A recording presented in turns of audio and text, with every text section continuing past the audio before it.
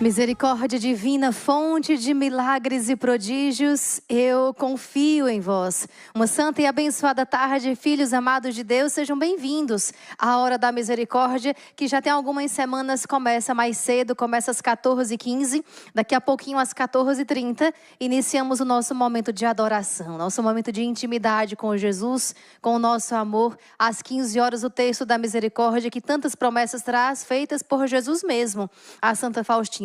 Mas esse momento das 14h15 às 14h30 é momento de formação. É momento também de olharmos para Santa Faustina, para aquilo que ela tem para nos ensinar.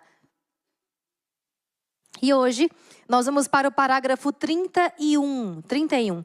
Antes de começar a formação de hoje, eu quero responder uma pergunta da Antonina Santos. Ela colocou alguns comentários na formação de ontem.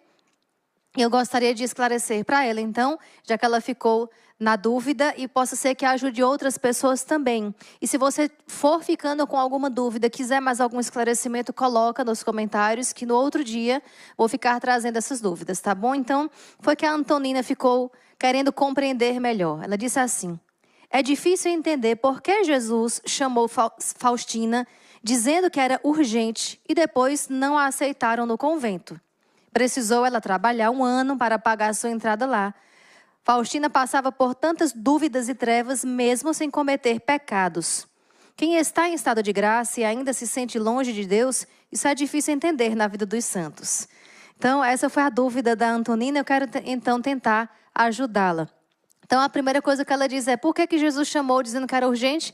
E quando Santa Faustina começou a bater nas portas do convento, antes de chegar no convento no qual realmente ela entrou, por que a recusaram? Antonina e todos os outros que têm essa dúvida. É muito comum e, na verdade, é necessário para os santos, para quem quer ser santo, para quem Deus destina a uma santidade de um grau maior também, passar por certas dificuldades. A santidade também se fundamenta exatamente naquela palavra de Jesus que diz: quem quiser vir após mim, quem quiser me seguir, quem quiser vir após mim, pegue a sua cruz, tome a sua cruz e siga-me. Renuncie a si mesmo e siga-me. Então será uma caminhada com dificuldades, até mesmo para a própria pessoa se avaliar, até onde ela está disposta a renunciar-se, a sacrificar-se, seja o tempo, seja a vontade. Não, então, isso é muito comum e você vai ver até o fim do diário, acontece alguns momentos assim. E isso nos mostra que nós estamos numa vida que estamos no tempo, aqui na terra, mas que as realidades e a sabedoria do céu nesta terra, para esta terra, é loucura. Aquilo que Deus pensa, o que Deus pensa está muito além do que nós pensamos. Se Santa Faustina não tivesse passado desde o início por tantas provações, por tantas trevas da alma também, provavelmente, talvez, ela não, mais na frente não suportasse os maiores sofrimentos, como foi a doença dela, que levou depois ela à morte também. Então, essas dificuldades é própria da vida. Em primeiro lugar, o sofrimento é próprio da vida humana. Seja a pessoa cristã, queira ser santa ou não queira ser santa. O sofrimento é próprio da vida humana. Isso é consequência do pecado. Santa Faustina também, como pessoa que foi nascida de homem e de mulher, também trouxe a marca do pecado original, como todos nós. Porém, ela era destinada a um alto grau de santidade. E para isso, Jesus precisava trabalhá-la bem, para quando chegasse o maior sofrimento, ela soubesse superá-lo tão bem quanto os menores. Então, essa foi a primeira dúvida da Antonina. Depois, ela falando, ela passava por tantas dúvidas e trevas, mesmo sem cometer pecados. As dúvidas e trevas da alma é uma coisa, cometer pecados é outra. Quem peca, quem está numa vida de pecado obstinado, o pecador que não quer se converter, ele vai, claro, lógico, colher grandes consequências. Mas essas dúvidas e essas trevas, como falava um pouco mais para trás, nos outros parágrafos, também é uma purificação da alma. E tentação também. Em alguns momentos foram tentações para Santa Faustina, porque o inimigo de Deus sabia, ele sabia que ela era destinada a um alto grau de santidade. Ela ia divulgar o maior atributo do coração de Deus, que é a misericórdia. Então, lógico que ele tentava Santa Faustina com dúvidas e trevas. E aqui volto mais uma vez. Santa Faustina também trazia a marca do pecado original, mas ela era destinada a uma grande santidade, ela era dócil à voz de Deus.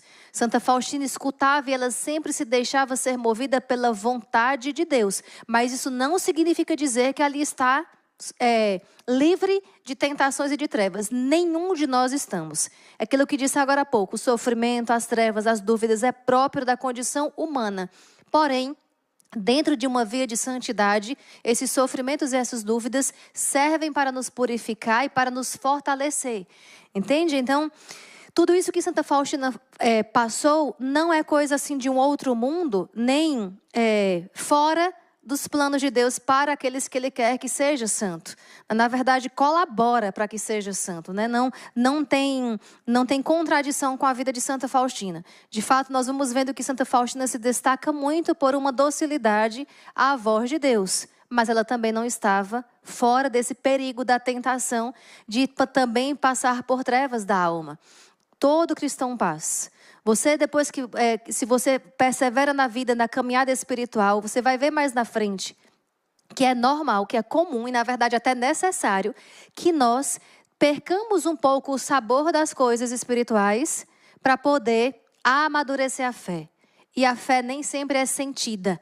A fé é sua decisão, sua adesão a Jesus. Sinta ou não sinta, com gosto ou sem gosto, com sabor ou sem sabor, com alegria ou sem alegria, você adere ao Senhor e você continua caminhando com Ele.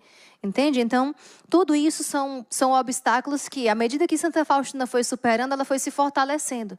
Então, essa ideia de santidade é importante que vocês saibam que não é que você se decidiu para caminhar nos caminhos de Deus e agora não vai ter mais nada a enfrentar, não vai ter mais dificuldade nenhuma a enfrentar. Esse não é discurso católico. E penso que vocês entendam o que eu quero dizer. Não é um discurso católico, muito menos é uma promessa de Jesus no Evangelho. Ele diz lá, no mundo tereis aflições, mas coragem, eu venci o mundo. Jesus não nos enganou. Ele disse que nós temos e vamos ter. Você queira a santidade ou não, faça adesão a Jesus ou não, vai ter sofrimento. Agora, sofrimento é meritório quando se oferece ao Senhor. Vamos lá para o parágrafo 31, ele é grande, eu vou ler hoje uma parte e depois, se não concluir, amanhã nós vamos para o parágrafo 32, tá bom?